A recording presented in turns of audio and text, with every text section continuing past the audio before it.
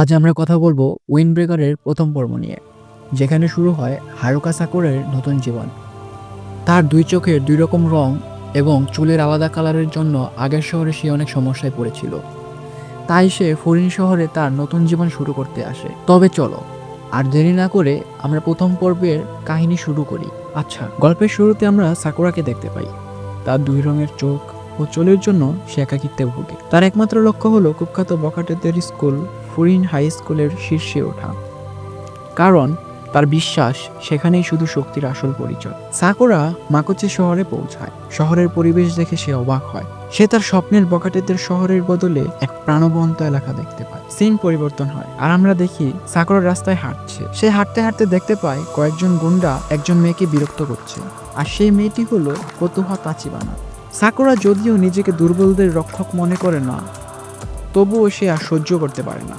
সে এগিয়ে যায় এবং খুব দ্রুত ও হিংস্রভাবে সে গুন্ডাদেরকে মেরে তাড়িয়ে দেয়।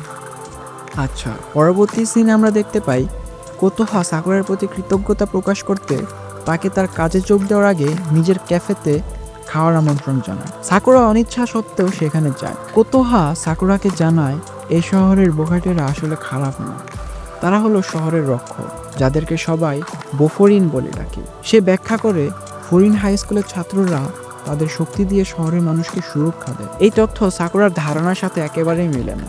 সে বিভ্রান্ত হয়ে যায়, কারণ সে মারামারি করে শীর্ষে উঠতে চেয়েছিল, কাউকে রক্ষা করতে নয়। এই সময় সাকুরা তার কঠোর স্বভাবের আড়ালে লুকিয়ে থাকা দয়ালু দিকটি প্রকাশ করে। সে ক্যাফে থেকে বের হওয়ার সময় একজন বয়স্ক ব্যক্তির ফেলে দেওয়া ব্যাগটি তাকে ফিরিয়ে দেয়, যা প্রমাণ করে তার মধ্যে ন্যায়বোধ এখনো বিদ্যমান। পরবর্তীতে আমরা দেখতে পাই সাকুরা খাওয়া শেষ করে ক্যাফ থেকে বের হওয়ার পরেই সে আবার ওই দলটিকে দেখতে পায়, যাদের সে কিছুক্ষণ আগেই মেরে তাড়িয়েছিল। এবার তারা বেশি লোক এবং প্রতিশোধের মানসিকতা নিয়ে ফিরে এসেছে। সাকুরা একা তাদের মোকাবেলা করা শুরু করে, কিন্তু এই গুন্ডারা সংখ্যায় বেশি এবং তাদের হাতে অস্ত্রও ছিল।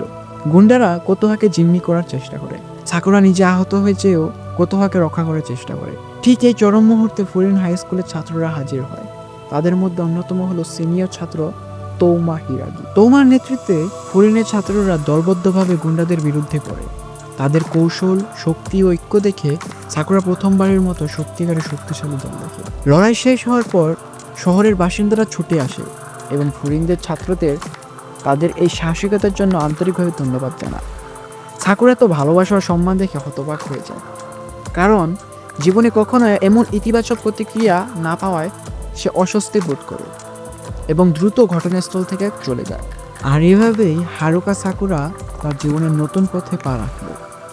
যে ছেলেটা কেবল নিজের শান্তির জন্যই লড়াই করতে চেয়েছিল, সে এখন এমন এক দলের অংশ যারা শহরের মানুষের জন্য লড়ে। সাকুরার এই যাত্রা কতদূর এগোবে, কিভাবে সে তার অতীতের ক্ষত ভুলে বোফোরিন এর সঙ্গে নিজেকে মানিয়ে নেবে, সেই উত্তরগুলো জানার জন্য আপনাকে দেখতে হবে পরের পর্বগুলো। সঙ্গে থাকুন অ্যানামি ওয়ার্ল্ড বিডিতে। দেখা হচ্ছে পরের ভিডিওতে।